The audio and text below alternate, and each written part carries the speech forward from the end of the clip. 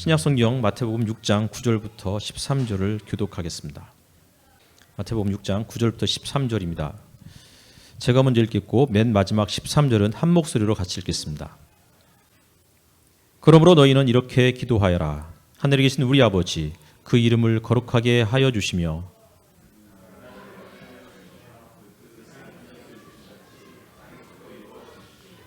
오늘 우리에게 필요한 양식을 내려주시고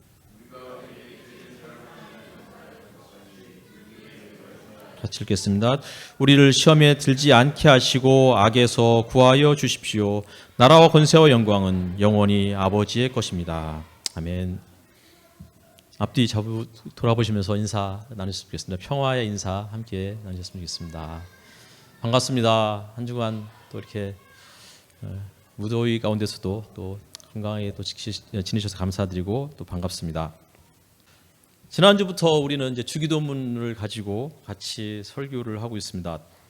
지난 주일에는 우리 아버지라는 이 5글자를 가지고 이제 함께 이야기를 나눴었고요. 오늘은 이제 하늘에 계신 우리 아버지 요 이야기를 하려고 하는데, 특별히 하늘에 계신 우리 아버지 중에서 앞에 하늘에 계신 여기에 좀 초점을 맞추어서 설교를 하려고 합니다.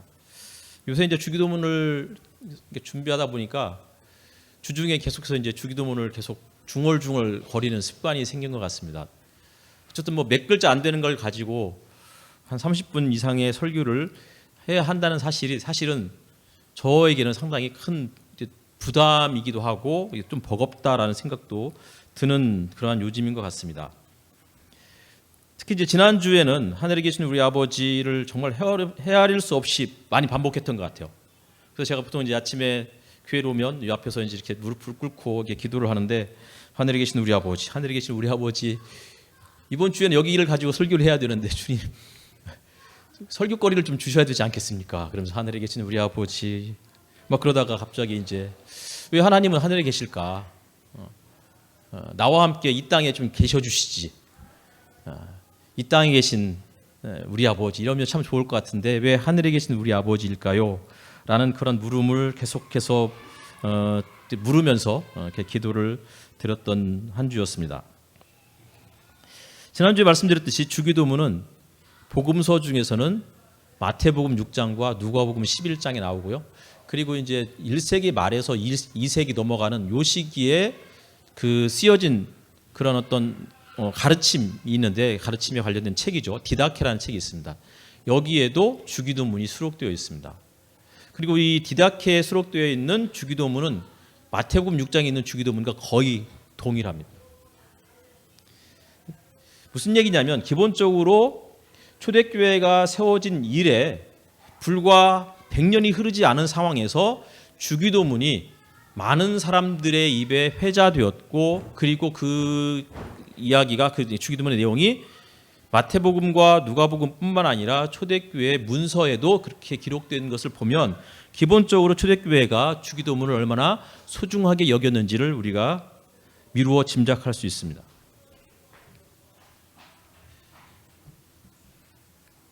유대교 관습에 따라서 초대 그리스도인들은 하루에 3번씩 주기도문을 가지고 기도했다라고 그렇게 전해져 내려오고 있습니다. 유대인들은 하루에 3번씩 기도하잖아요, 그렇죠? 마찬가지로 초기 그리스도인들도 하루에 3번씩 주기도문을 가지고 기도했고, 어느 정도 좀 시간이 지나자 시편 119편에 있는 말씀처럼 하루 7번씩 주님을 찬양하겠다라는 이 고백처럼 아마 1세기 후반쯤 되었을 것 같은데, 그때는 어떤 기록에는 하루에 7번씩 주기도문으로 기도했다라고 그렇게 서술되어 있습니다. 또 한편으로는 유아실이 에어컨을 켜줘야 될 것 같은데 케이블이 아마 없을 것 같아요. 유아실 들어가신 분이 케이블을 연결해서 에어컨을 연결해야 될 것 같습니다. 선이 짧아서.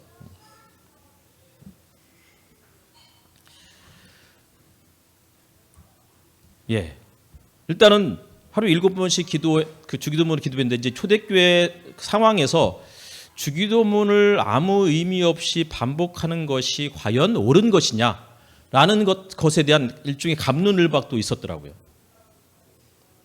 그래서 그냥 주기도문을 생각 없이 또 주문을 외듯이 중얼중얼 외는 것은 아무런 의미가 없으니 마음에서 우러나오는 기도 이게 훨씬 더 낫다라고 주장하는 사람들이 있는가 하면 그럼에도 불구하고 터툴리안이라든지 키프리안이라든지 이런 사람들은 그럼에도 불구하고 예수께서 가르쳐 주신 이 기도만큼 하나님의 마음을 움직일 수 있는 기도가 어디 있겠느냐 라면서 주기도문을 어느 기도보다도 가장 소중한 기도로 여겨야 된다고 그렇게 강조했었습니다.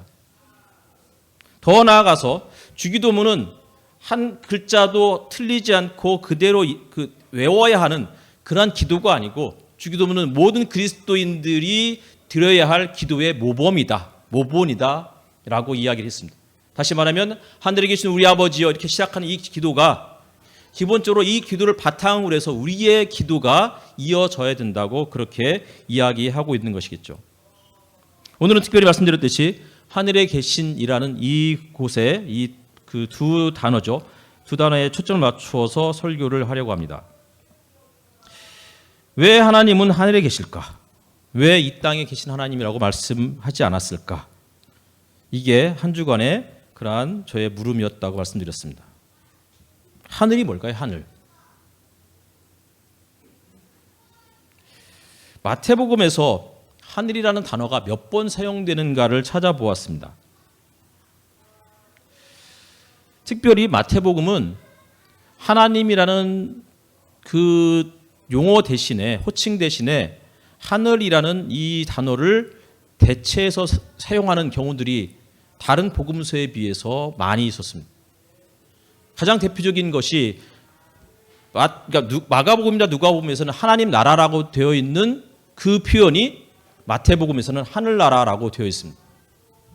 그만큼 마태는 하나님이라는 용어 자체를 호칭 자체를 부르는 것을 부담스러워했는지도 모르겠습니다. 아니 어쩌면 하나님이라는 이 단어 자체를 아껴 부르고 싶은 마음이 들었을 것 같습니다. 그렇다고 그러면 마태복음에서는 하나님이라는 단어가 안 나오나? 그렇지 않습니다. 마태복음에도 하나님이라는 단어는 나오죠. 일단은 마태복음에서 하나님이라는 단어는 총 46번이 사용되었습니다. 반면에 마가복음은 45번, 누가복음은 116번, 요한복음은 68번. 근데 마태복음과 마가복음 비교해 보면 거의 비슷해요. 마태는 46회, 마가는 45회. 근데 문제는 성경의 길이가 다르잖아요. 마가복음은 16장밖에 안 되는 짧은 성경인 반면에 마태복음은 28장까지 있잖아요. 훨씬 더 긴 마태복음에서 하나님이라는 용어를 마가와 비슷하게 사용했다는 것은 상대적으로 적은 숫자라는 얘기예요. 그만큼 말씀드렸듯이 마태는 하나님이라는 이 호칭을 아껴서 사용하고 있는 것이죠. 반면에 하늘이라는 단어를 찾아봤더니 마태복음에서는 45번, 마가복음은 15번, 누가복음 25번, 요한복음 17번. 그러니까 마태복음이 훨씬 더 많아요. 성경 전체에서 마태복음보다 하늘이라는 용어를 많이 쓴 성경은 딱 두 군데더라고요. 하나는 요한계시록, 그리고 구약에는 시편. 시편은 150편까지 무지하게 긴 건데 거기에서는 61번밖에 사용되지 않았어요. 요한계시록은 50번. 그렇다면 마태는 어느 성경보다도 하늘이라는 요 용어 자체를 굉장히 중요하고 소중하게 사용하고 있다라고 그렇게 이해하면 될 것 같습니다. 마태복음에서 나타나는 하늘이라는 용어가 어떤 용례로 사용되고 있는지도 그냥 몇 가지를 살펴보니까 가장 대표적인 경우가 이거예요.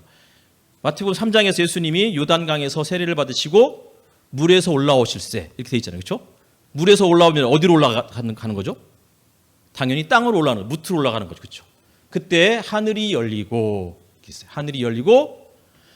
성령이 비둘기처럼 예수님 위에 내려오시는 것을 보았다. 이렇게 나와 있죠. 그리고는 하늘로부터 소리가 있어 말씀하실 때 이는 내 사랑하는 아들이요 기뻐하는 자다. 산상수훈의 마태복음 5장에는 기뻐하고 즐거워하라 하늘에서 너희의 상이 큼이라. 그리고 도무지 맹세하지 말지니 하늘로도 하지 말라 이는 하나님의 보좌임이요. 그리고 마태복음은 전반적으로 하늘이라는 단어를 주로 무엇과 연결시키냐면 하늘에 계신 너희 아버지, 하늘에 계신 우리 아버지, 혹은 하늘의 아버지. 아까 말씀드렸죠? 하늘이라는 단어가 45번, 하나님이라는 단어가 46번.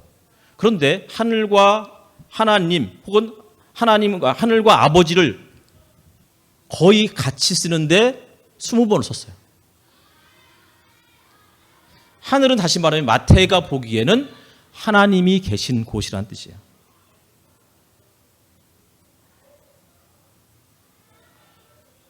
그리고 박해를 받을 때 복이 있는데 이는 하늘에서 상이 크다 라면서 하늘은 마치 예수 그리스도를 믿는 제자들이 이 땅에서 살아가다가 박해를 받았을 때에 이 땅에서는 비록 박해를 받지만 하늘에서는 보상을 받을 수 있는 곳, 이런 것으로 또 이렇게 이야기를 해주고 있는 것이죠. 하늘은 죽어서 가는 공간일까요? 성경은 특히 마태복음은 그렇게 이야기하지는 않습니다. 하늘은 하나님이 계신 곳이고 반면에 땅은 인간을 비롯한 모든 피조물들이 거하는 곳입니다. 그리고 하나님은 하늘에 계시고 사람은 땅에 있다라고 전도서 말씀을 우리가 지난번에도 말씀 나눴듯이 마태복음도 그 이야기를 우리에게 해주고 있는 것입니다. 근데 우리는 보통 이렇게 생각해요. 헬라적인 영향을 받아가지고 하늘은 거룩한 곳이고 반면에 땅은 부정한 것이다. 하늘은 과연 우리가 생각하는 것처럼 부정한 곳일까요? 아니, 땅은 부정한 것일까요? 마태복음에서는 그렇게 이야기하지 않습니다. 하늘이 하나님의 보좌이고 땅은 뭐라고 했어요? 하나님의 발등상이다, 이렇게 이야기하고 있습니다. 다시 말하면 마태는 하나님께서 하늘에 앉아 계시지만 그분이 땅까지 발을 뻗고 계시는 그런 상태를 그렇게 이야기해 주고 있는 거예요.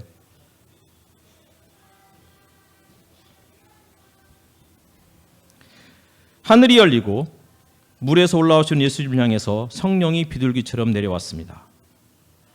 마태복음 26장에 보면은 인자가 하늘 구름을 타고 이 땅에 내려온 것을 너희가 보리라, 이렇게 말씀하고 있고, 마태복음 28장에서 예수님의 부활절 아침, 하늘의 천사가 혹은 주님의 천사가 하늘로부터 내려와 돌을 굴려내고 그 위에 앉았다라고 했어요. 그리고 예수님이 승천하실 때에는 하늘과 땅의 모든 권세를 내게 주셨으니, 이렇게 시작하죠. 마태복음에서 하늘은 하나님의 공간임이 확실합니다. 또 더불어서 천사들의 공간이죠. 그런데 이 하나님께서 하늘에 계신 그 하나님, 그분이 하늘 문을 여시고 물에서 올라오는 예수님께 말씀하시는 거예요. 뭐라고요? 너는 내 사랑하는 자요 기뻐하는 자다. 하늘에 계신 그분이 하늘 구름을 타고 이 땅에 내려오는 것을 너희가 보리라 라고 말씀하셨고, 주님의 천사가 하늘에서 이 땅으로 내려오는데 이 땅에서도 가장 낮은 곳으로 묘사되는 무덤으로 내려와서는 무덤 돌문을 열어놓고 그 위에 앉았다라고 이야기하고 있는 것입니다.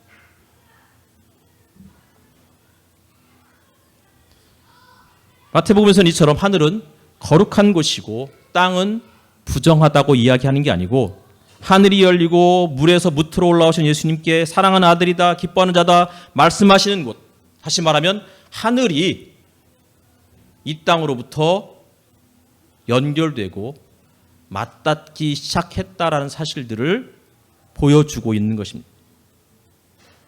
하나님의 하늘 보좌에 앉으신 그 하나님이 이 땅에 발을 뻗고 계시는 곳입니다.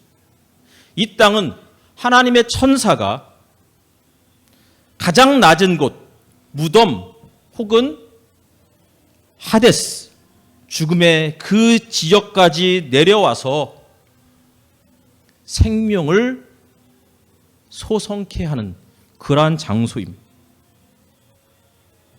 정리하면 마태복음에서 땅은 하늘이 맞닿는 곳이고 하늘과 연결되어 있는 곳입니다. 즉 하나님의 통치가 하늘에서만 펼쳐지는 것이 아니라 이 땅에서 펼쳐지기 시작했고, 예수께서는 하늘만 다스리는 권세를 갖고 계신 분이 아니고 하늘과 땅의 권세를 다 이어받은 분이다라고 이야기해 주고 있는 것입니다. 여행 가고 싶으시죠? 이제는 제주도도 비행기값이 워낙 비싸져가지고 제주도 가기도 어려운 상황이 되고 말았습니다. 20만 원?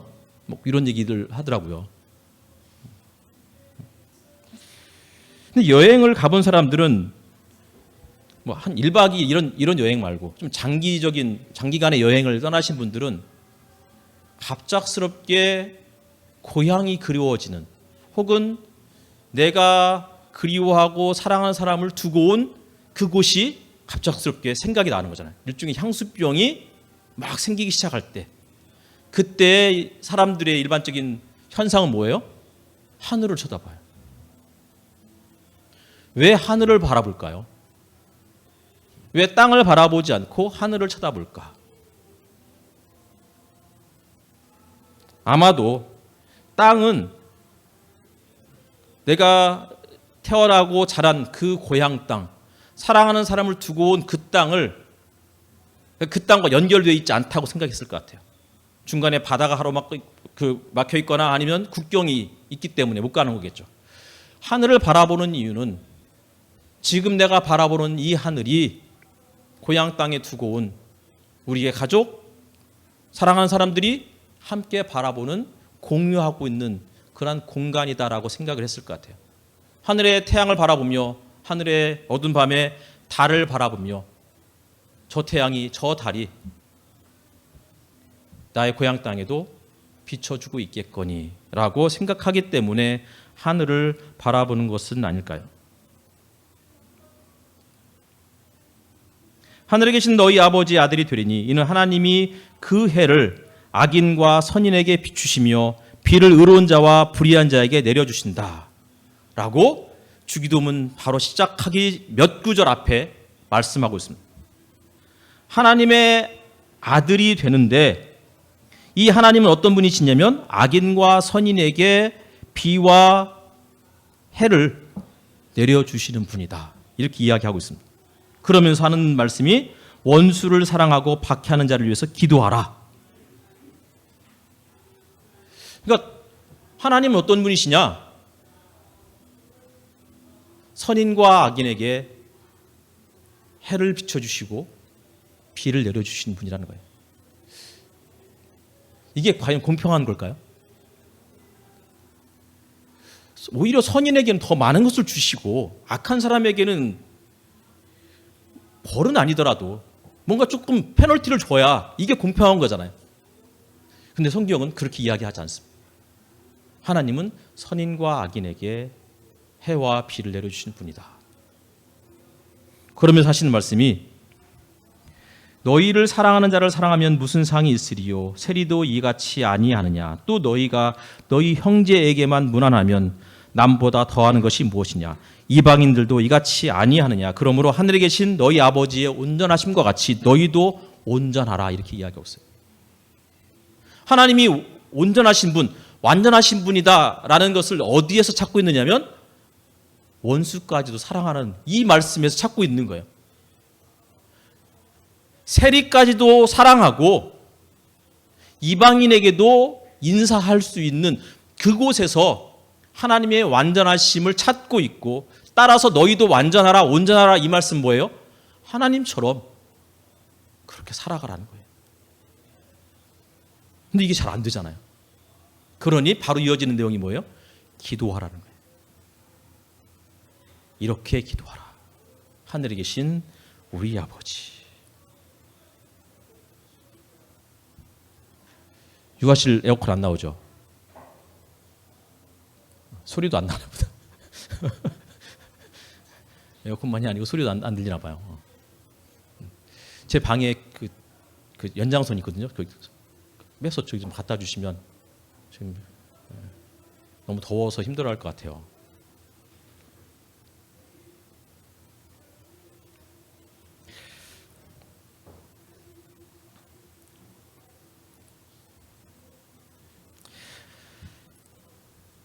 마태복음에서는 하늘은 하나님 아버지가 거하는 곳이고 그 하나님께서 그 하늘에서 모든 사람에게 사랑과 자비를 베푸신다라고 이야기하고 있습니다.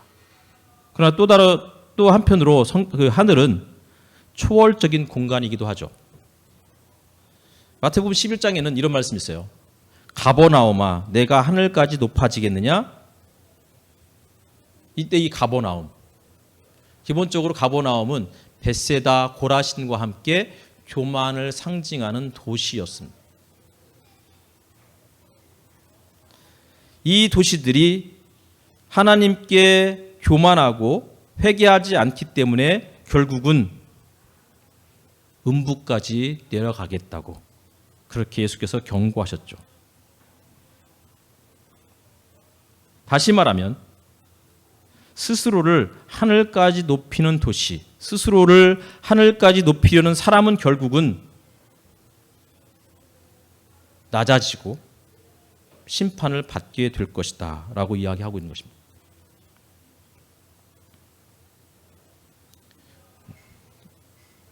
선풍기 이쪽에 걸려 있는데 케이블이 아마 잘 못 찾는 것 같아서 그 선풍기 쪽에 걸려 있습니다.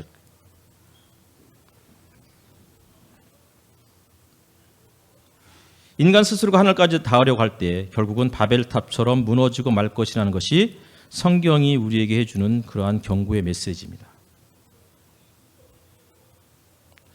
하나님은 하늘에 계시고 인간은 땅에 있다는 말을 우리가 인정해야만, 그렇지 않으면 인간은 스스로가 신이 되려 하고 신이 되려고 하는 그 순간 자기와 다른 사람들을 억압하고 차별하고 그리고 혐오할 수 있다는 사실을 우리가 늘 기억해야 할 것입니다.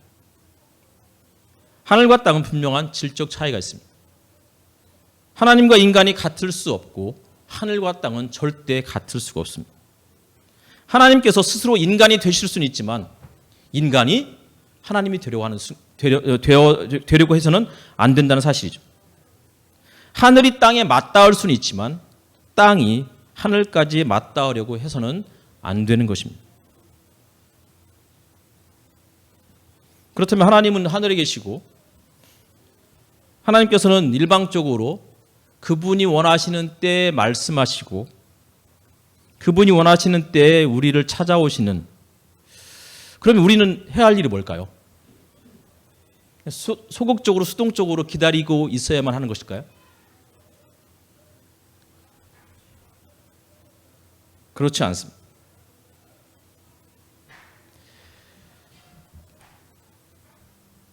요한복음 1장 51절 말씀입니다. 하늘이 열리고 하나님의 사자들이 인자 위에 오르락내리락 하는 것을 보리라. 하늘이 열리고 하나님의 사자들이 혹은 천사들이 인자 위에 오르락내리락 하는 것을 볼 것이다. 이것은 창세기에 있는 말씀을 인용한 거예요. 형 에서의 위협을 피해서 외삼촌 라반의 집 하란으로 도망가던 야곱이 베델에서 잠이 들었고 그곳에서 꿈을 꾸게 되었죠. 그때 꿈에서 본 환상이 뭐였어요? 뭐를 봤죠? 사다리 혹은 사닥다리를 봤죠. 사닥다리가 어떻게 돼 있었죠? 하늘에서부터 땅끝까지 이렇게 내려왔죠. 맞나요? 그리고 천사들이 하늘에서부터 땅으로 내려왔다가 올라갔다가 이렇게 했죠. 그렇죠? 네. 창세기에 보면은 땅에서 하늘까지 사다리가 닿았고 그리고 하나님의 천사가 오르락 내리락 했다라고 그렇게 서술하고 있습니다. 영어로는 ascending and descending이라고 되어 있어요. 올라가고 내려가고 내려오고 올라가고가 아니고 사닥다리가 하늘에서부터 땅끝까지 내려온 게 아니고 땅에서 하늘까지 올라간 것으로 그렇게 이야기를 해주고 있는 것입니다.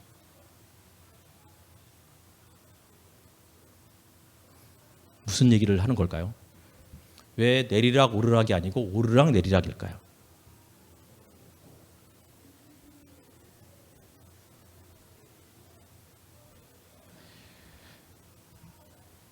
마르크 샤갈이라는 유대인 화가를 여러분께서 다 많은 분들이 알고 계실 것입니다. 그 샤갈의 그림 중에 이삭의 희생이라는 그 그림이 있는데 그 그림의 오른쪽 한쪽 귀퉁이에는 사다리가 있고 그 사다리를 오르락 내리락 하는 천사가 그려져 있습니다.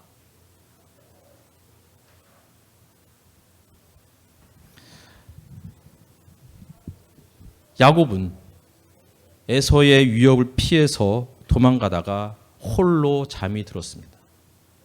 그리고는 두려움 가운데서 꿈을 꾸었는데 그때 사닥다리가 땅으로부터 하늘까지 솟아오르는 것을 보았고 땅으로부터 하늘까지 올라갔다가 내려오는 천사들의 모습을 보았습니다. 꿈을 꾸기 전까지 야곱은 혼자였다고 생각했습니다. 그런데 그 순간, 꿈을 꾸는 그 순간 그는 깨달았습니다. 하나님의 천사가 나와 함께하고 있었구나. 그래서 그곳의 이름을 뭐라고 했다고요? 하나님의 집이구나 라는 뜻에서 베델이라고 하고 단을 쌓았던 것입니다. 기도는 그런 것입니다. 기도는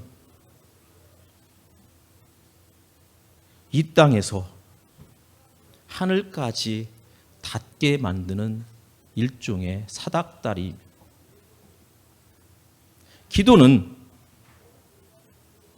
우리의 마음의 하소연, 소원, 간청 이런 것들을 주님 앞에 아뢰을 때 마치 요한계시록에서 하나님의 천사가 성도들의 기도를 금향로에 담아서 하나님께 올라가듯이 기도는 이 땅에서 하나님께 올려드리는 사닥다리와 같은 것입니다.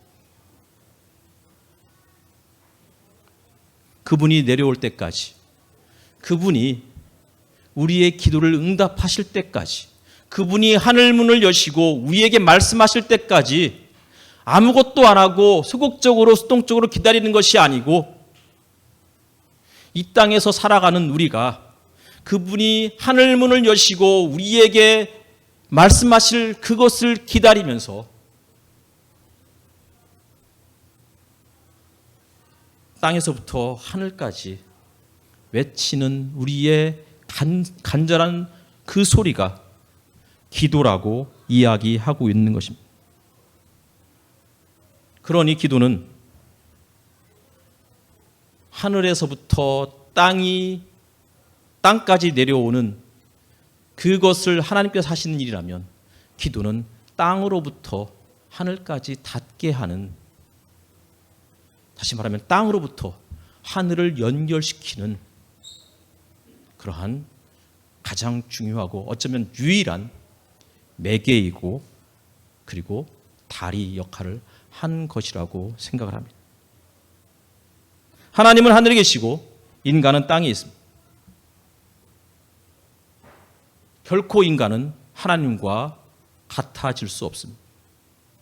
하지만 하나님께 도달할 수 있는 유일한 한 가지 방법이 있는데 그것은 바로 이 땅에서 엎드려 간절하게 가슴을 치고 때로는 눈물을 흘리며